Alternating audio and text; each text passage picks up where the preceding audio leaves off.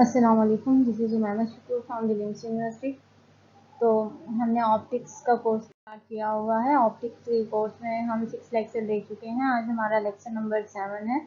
तो अपना आज का लेक्चर स्टार्ट करने से पहले हम ये देख लेते हैं कि लास्ट लेक्चर में हमने कौन कौन से टॉपिक कवर किए थे।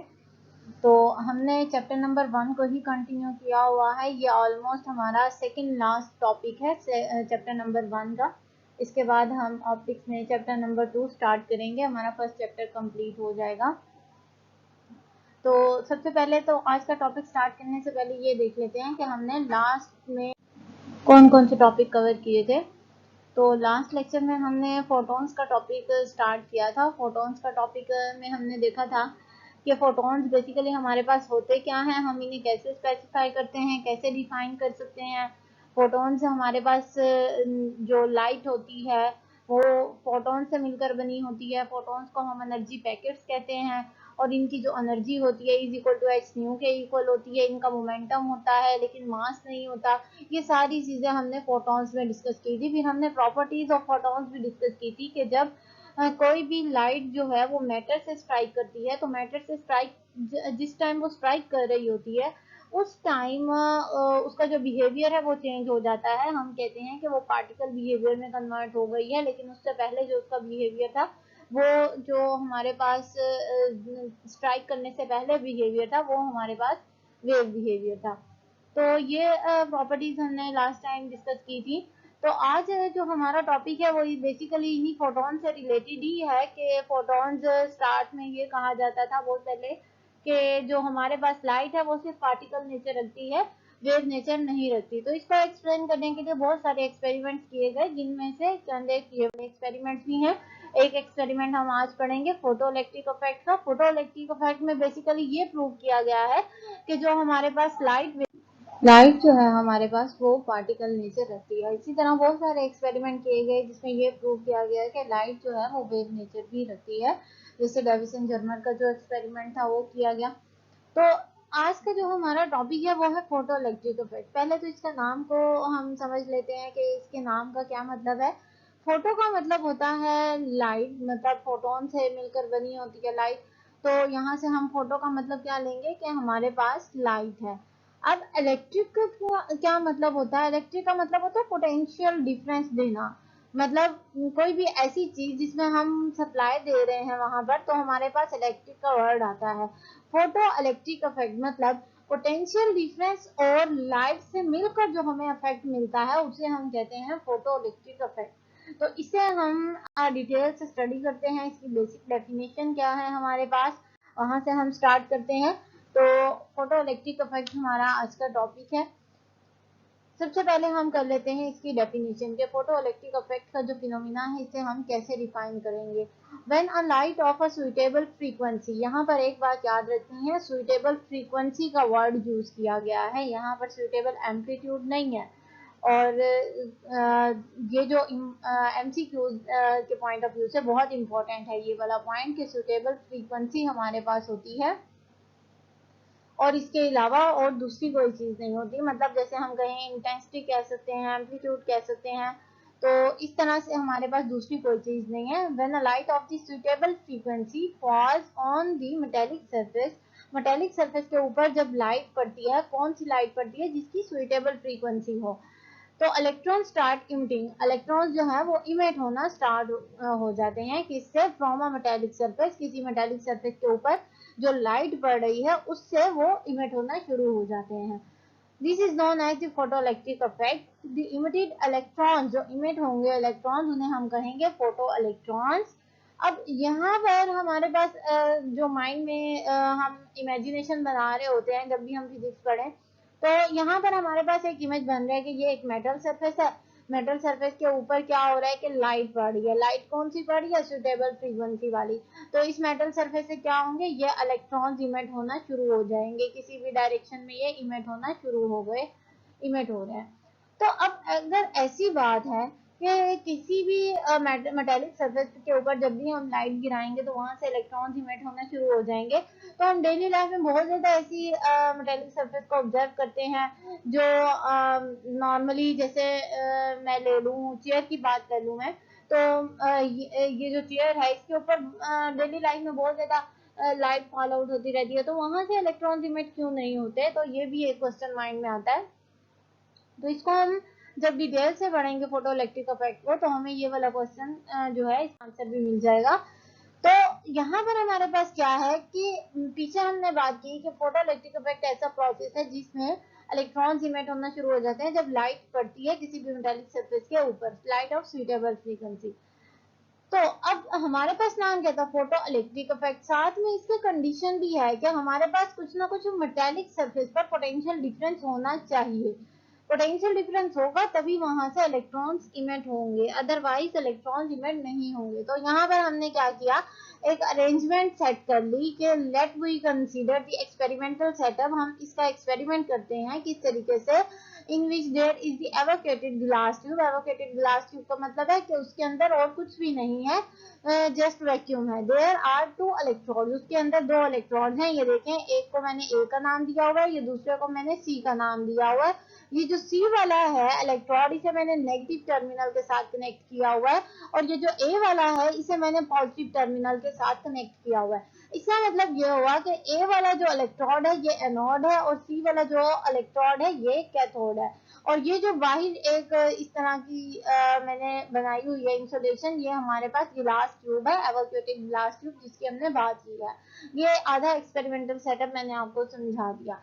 नेक्स्ट जो है हमारे पास, ये मैंने पूरा सेटअप यहाँ पर बनाया हुआ है। यहाँ पर मेंशन किया हुआ है कि ये एनोड है, ये कैथोड है, ये गिलास ट्यूब है। ये जो रेज बनाई हुई है ये रिप्रेजेंट कर रही है इंसिडेंट लाइट को, कि इंसिडेंट लाइट पड़ रही है, light of the suitable frequency fall on this cathode, cathode के ऊपर गिर रही है।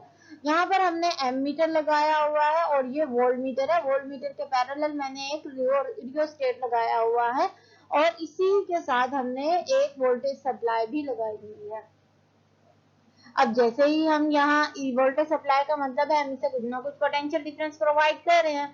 जैसे ही हम यहाँ से पोटेंशियल डिफरेंस प्रोवाइड करेंगे सर्किट हमारा कंप्लीट हो जाएगा, और जैसे ही सर्किट कंप्लीट होगा और फिर हम लाइट गिराएंगे कैथोड के ऊपर, तो यहाँ से देखिए छोटे छोटे पार्टिकल मैंने बनाया हुआ है। ये जो पार्टिकल हैं इलेक्ट्रॉन्स है, ये इलेक्ट्रॉन्स इमिट होना शुरू हो जाएंगे। ये जो इलेक्ट्रॉन्स जो इमिट हो रहे हैं ये सारे के इलेक्ट्रॉन्स जो है, हमें पता है कि इलेक्ट्रॉन के ऊपर कौन सा चार्ज होता है, नेगेटिव चार्ज होता है। लेकिन यहाँ पर इसके सामने देखें एनोड पड़ा हुआ है जिसके ऊपर कौन सा चार्ज है, पॉजिटिव चार्ज है। इसका मतलब है ये सारे के सारे इलेक्ट्रॉन जिनके ऊपर नेगेटिव चार्ज है ये पॉजिटिव एनोड की तरफ अट्रैक्ट होना शुरू हो जाएंगे। तो इसी तरीके से जैसे ही ये इमिट होंगे यहाँ से, ये फौरन इसकी तरफ अट्रैक्ट होना शुरू हो जाएंगे। क्यों? क्योंकि कैथोड जो है वो नेगेटिव पार्टिकल को इमिट कर रहा है, इलेक्ट्रॉन्स को इमिट कर रहा है, और एनोड के ऊपर पॉजिटिव चार्ज है। एनोड पॉजिटिव चार्ज होने की वजह से ऑपोजिट चार्ज को अपनी तरफ अट्रैक्ट कर रहा है। इस तरह ये प्रोसेस कंप्लीट हो जाएगा हमारे पास। जैसे ही ये प्रोसेस शुरू होगा कि इलेक्ट्रॉन इमिट होंगे यहाँ से कैथोड से और एनोड की तरफ आना शुरू हो जाएंगे, तो इसका मतलब है इलेक्ट्रॉन्स फ्लो करना शुरू कर दिए। जैसे हम नॉर्मली सर्किट में बात करते हैं कि जब भी ये इलेक्ट्रॉन्स फ्लो करेंगे तो उसमें करंट फ्लो होगा। तो जैसे ही इसमें इलेक्ट्रॉन्स फ्लो करना शुरू करेंगे यहाँ पर हमारे पास एमीटर में करंट शो हो जाएगा कि सर्किट में अब करंट फ्लो होना शुरू हो गया है। जैसे ही हम इस लाइट को कट ऑफ कर देंगे, मतलब जो इंसिडेंट लाइट है इसे अगर मैं कट ऑफ कर दूं, बंद कर दूं इसे, तो फौरन ही आप एमीटर में देखेंगे कि करंट स्टॉप हो जाएगा हमारे पास। इसका मतलब ये हुआ कि जो इंसिडेंट लाइट हम गिरा रहे हैं इसी की वजह से यहाँ पर करंट फ्लो हो रहा है। जैसे ही हम इंसिडेंट लाइट को हटाएंगे तो हमें करंट नहीं मिलेगा, करंट फौरन ही एमीटर शो कर देगा कि जीरो रीडिंग शो कर देगा, और जिसका मतलब होगा कि वहां पर हमें करंट नहीं मिल रहा।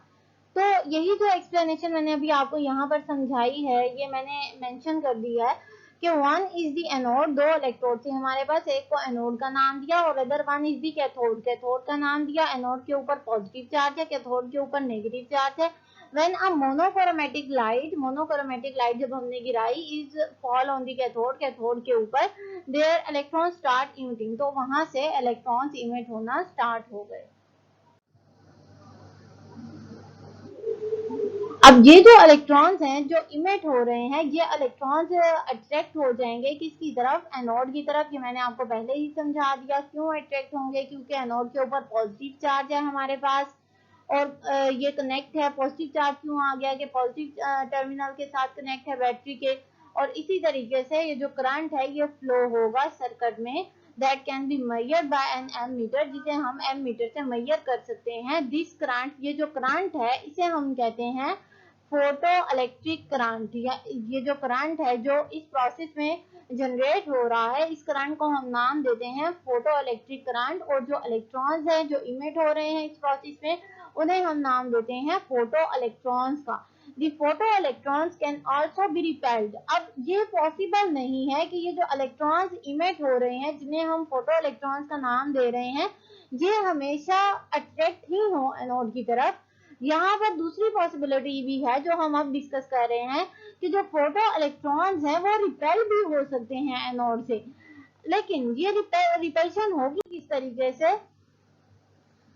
यहाँ पर मैंने कहा कि फोटो इलेक्ट्रॉन जो है, इनिशियली मैंने आपको समझाया कि फोटो इलेक्ट्रॉन्स एनोड की तरफ अट्रैक्ट होंगे क्योंकि उसके ऊपर पॉजिटिव चार्ज है। दूसरी पॉसिबिलिटी मैं आपको क्या बता रही हूँ कि जो फोटो इलेक्ट्रॉन्स हैं जरूरी नहीं है वो अट्रैक्ट ही हो, वो इमिट भी हो सकते हैं, रिपेल भी हो सकते हैं बाय द एनोड। कैसे रिपेल होंगे फिर, ये हमारे पास ये सिचुएशन कब बनेगी, as the anode will then connect to the negative terminal। तब होगा जब हम एनोड को कनेक्ट कर दें नेगेटिव टर्मिनल के साथ, मतलब हम उसके पोटेंशियल को नेगेटिव बना दें। जो पहले पॉजिटिव था अब हम उसे मोर एंड मोर नेगेटिव बना रहे हैं। तो जब हम उसके पोटेंशियल को नेगेटिव बना रहे हैं, इसका मतलब उसके ऊपर भी नेगेटिव चार्ज आ रहा है। तो एनोड के ऊपर भी अगर नेगेटिव चार्ज आ गया है तो कैथोड के ऊपर तो ऑलरेडी नेगेटिव चार्ज था, वो नेगेटिव चार्ज पार्टिकल को मतलब इलेक्ट्रॉन्स को इमिट कर रहा था। तो ये क्या होगा, नेगेटिव नेगेटिव एक दूसरे को रिपेल करना शुरू कर देंगे। तो in this way the photoelectric current starts to decrease. Definitely अगर अब ये पॉजिटिव टू नेगेटिव नहीं हो रहा, मतलब जो इलेक्ट्रॉन्स थे वो इमिट हो रहे थे कैथोड से और जा रहे थे पॉजिटिव की तरफ, तो एक सर्किट हमारा कंप्लीट हो गया था। तो अब क्या हो रहा है, अब हमने कहा कि एनोड पर नेगेटिव पोटेंशियल आ गया है। तो अगर नेगेटिव पोटेंशियल आ गया है तो इसका मतलब इलेक्ट्रॉन्स तो रिपेल होंगे वहां से। तो अगर इलेक्ट्रॉन्स ही रिपेल हो रहे हैं तो करंट क्या होगा, करंट डिक्रीज होना स्टार्ट हो जाएगा। ये हमें एमीटर से शो हो जाएगा कि पहले जब करंट इंक्रीज हो गया था, जैसे ही हमने उसका पोटेंशियल नेगेटिव में किया, पॉजिटिव पोटेंशियल को नेगेटिव में कन्वर्ट किया, तो वहां पर क्या हुआ कि जो करंट था वो डिक्रीज होना शुरू हो गया। If we make this potential, अगर हम इस पोटेंशियल को more and more negative convert करते जाएं, मतलब पॉजिटिव था हमारे पास, हमने उसके एक वैल्यू को नेगेटिव कर दिया, दो वैल्यू को नेगेटिव कर दिया, हमें कम करंट मिला, हम इसे और ज्यादा नेगेटिव की तरफ लेकर जा रहे हैं, तो फिर क्या होगा, then one value of the potential comes. तो पोटेंशियल की एक वैल्यू हमें मिलती है। वो वैल्यू हमें क्या बताती है कि उस पर करंट जीरो हो गया है। मतलब अगर आप नेगेटिव नेगेटिव करते जाए पोटेंशियल को तो डेफिनेटली करंट तो कम होगा। तो एक पॉइंट ऐसा आएगा जिस पर करंट बिल्कुल जीरो हो जाएगा। पोटेंशियल की वो वैल्यू जिसके ऊपर करंट बिल्कुल जीरो हो जाता है उसे हम कहते हैं स्टॉपिंग पोटेंशियल। स्टॉपिंग पोटेंशियल वो पोटेंशियल जिसने स्टॉप कर दिया बिल्कुल, अब करंट फ्लो ही नहीं करेगा, नेक्स्ट प्रोसेस होगा ही नहीं। और इस स्टॉपिंग पोटेंशियल को मोस्टली बुक्स में वी नॉट से रिप्रेजेंट किया हुआ है, सम बुक्स में वी एस से रिप्रेजेंट भी किया हुआ है इसे। तो यहाँ पर मैंने इसे वी नॉट से रिप्रेजेंट किया है। हम अपनी जो इक्वेशन है, बेसिकली इसमें एक ही इक्वेशन है, तो उसी इक्वेशन को हम वी नॉट से ही रिलेट करेंगे। अब इसकी जो एक कर्व है हमारे पास, जो मैंने अभी एक्सप्लेन किया, इसकी हमारे पास एक कर्व भी है जो जिसको हम कहते हैं कि ये हमारे पास कैरेक्टरिस्टिक कर्व है। अब ये कर्व हमें क्या बताती है, अब यहाँ पर देखिए मैंने एक्स एक्सिस पर इसमें पोटेंशियल को लिया हुआ है और ये जो वाई एक्सिस है इस पर मैंने करंट को लिया हुआ है। ये करंट कौन सा है, ये फोटो इलेक्ट्रिक करंट है। जो P है ये फोटो इलेक्ट्रिक करंट को रिप्रेजेंट कर रहा है। अब यहाँ पर देखिए मैंने दो लाइट्स ली हैं डिफरेंट इंटेंसिटी की। अब एक की इंटेंसिटी 1 है, दूसरे की इंटेंसिटी I2 है, मतलब एक I1 और दूसरी जो मैंने ली है वो I2 है। I2 की जो इंटेंसिटी है आपको नजर आ रहा है कि I2 की इंटेंसिटी जो है वो ग्रेटर देन है I1 से।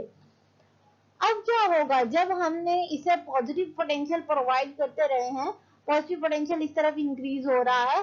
जैसे जैसे हम इसे प्रोवाइड कर रहे हैं पोटेंशियल, यहाँ पर देखें इसका पोटेंशियल इंक्रीज कर रहा है, करंट कांस्टेंट जा रहा है। लेकिन दूसरी बात यहाँ पर क्या है कि I1 का करंट इस पॉइंट पर कम फोटोइलेक्ट्रिक करंट शो कर रहा है, I2 का जो करंट है वो इस पॉइंट पर ज्यादा करंट शो कर रहा है। इसका मतलब अगर हम इंटेंसिटी को चेंज करें, इंटेंसिटी को बढ़ाएं, तो हमारे पास जो करंट है, फोटोइलेक्ट्रिक करंट है, वो डेफिनेटली बढ़ता है। लेकिन दूसरी बात क्या है हमारे पास कि अगर हम इसका पोटेंशियल नेगेटिव करते जाएं, जो हमने अभी बात की है स्टॉपिंग पोटेंशियल की, अगर मैं इसे नेगेटिव करती जाऊं तो देखें दोनों की वैल्यूज ऑलमोस्ट, जो करंट की वैल्यू है कहां पर जीरो हुई है, ऑलमोस्ट सेम स्टॉपिंग पोटेंशियल पर जीरो हुई है। तो ये जो वैल्यू है, ये जो रिप्रेजेंट कर रहा है, ये रिप्रेजेंट कर रहा है कि जो स्टॉपिंग पोटेंशियल है दोनों का वो ऑलमोस्ट सेम है, एग्जैक्टली सेम नहीं है लेकिन ऑलमोस्ट सेम है। तो यहाँ से हम क्या कंक्लूजन निकाल सकते हैं कि अगर हम डिफरेंट इंटेंसिटीज लें तो डेफिनेटली करंट इंक्रीज होगा। लेकिन करंट इंक्रीज होने का मतलब ये नहीं है कि आप नेगेटिव पोटेंशियल करें तो उनका स्टॉपिंग पोटेंशियल चेंज हो जाएगा। उनका स्टॉपिंग पोटेंशियल जो है वो सेम ही है इस केस में। तो यहाँ तक आई होप आपको समझ आ गया होगा। तो नेक्स्ट जो हमने ग्राफ को डिस्कस कर लिया, यही जो मैंने अभी आपको समझाया है, यही मैंने मेंशन किया हुआ है। Graph shows that increasing the intensity the current increases but current will stop almost the same value of the V naught। V naught क्या है, स्टॉपिंग पोटेंशियल है। Stopping potential will change only, stopping potential जो है वो definitely change होगा, लेकिन कब change होगा, जब हम क्या करेंगे, फ्रीक्वेंसी को चेंज करेंगे। स्टार्ट में मैंने जो डेफिनेशन की थी वो यही थी कि जो इंसिडेंट लाइट है वो सुइटेबल फ्रीक्वेंसी की होनी चाहिए। सुइटेबल फ्रीक्वेंसी की क्यों होनी चाहिए, क्योंकि हमारे पास स्टॉपिंग पोटेंशियल जो है वो वेरी करता है, फ्रीक्वेंसी जब वेरी करती है, इंटेंसिटी का उसके ऊपर नेग्लिजिबल इफेक्ट है। तो हम क्या कहेंगे कि जो स्टॉपिंग पोटेंशियल है वो डेफिनेटली चेंज होगा। कब चेंज होगा, जब हम फ्रीक्वेंसी ऑफ इंसिडेंट लाइट को चेंज करेंगे। द मैक्सिमम एनर्जी, अब अगर यहाँ पर एक और बात है हमारे पास कि हमने कहा कि स्टॉपिंग पोटेंशियल पर करंट मिनिमम हो जाएगा।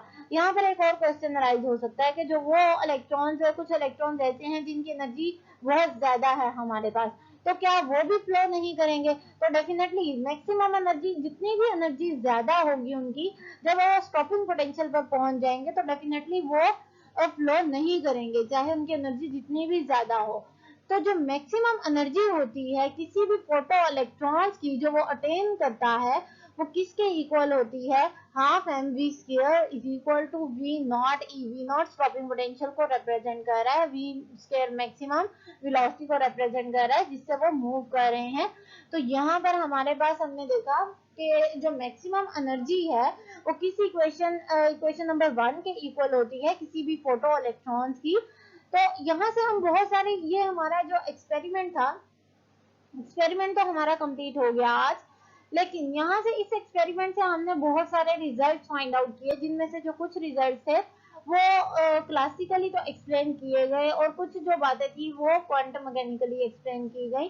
तो इन रिजल्ट्स को हम इंशाल्लाह नेक्स्ट लेक्चर में डिस्कस करेंगे। आज का जो लेक्चर है हमारा वो यहीं तक है। इंशाल्लाह नेक्स्ट लेक्चर में हम इसे कंप्लीट करेंगे और नेक्स्ट लेक्चर में हम इसी का जो सेकेंड रिलेटेड टॉपिक है, कॉम्पटन इफेक्ट, जिसने ये प्रूव किया था कि जो इलेक्ट्रॉन है वो भी पार्टिकल की तरह बिहेव करते हैं। तो ये भी जो हमारा एक्सपेरिमेंट है ये भी पार्टिकल नेचर पर है। तो ये दोनों एक्सपेरिमेंट हम इंशाल्लाह नेक्स्ट लेक्चर में कंप्लीट कर लेंगे और इसके रिजल्ट्स भी डिस्कस कर लेंगे। तो नेक्स्ट लेक्चर में इंशाल्लाह हमारा चैप्टर नंबर 1 कंप्लीट हो जाएगा। तो आज के लेक्चर में कोई भी ऐसा पॉइंट हो जो आपको समझ ना आया हो तो काइंडली मुझसे लाजमी डिस्कस कीजिएगा। नेक्स्ट लेक्चर तक के लिए thank you so much. Allah Hafiz.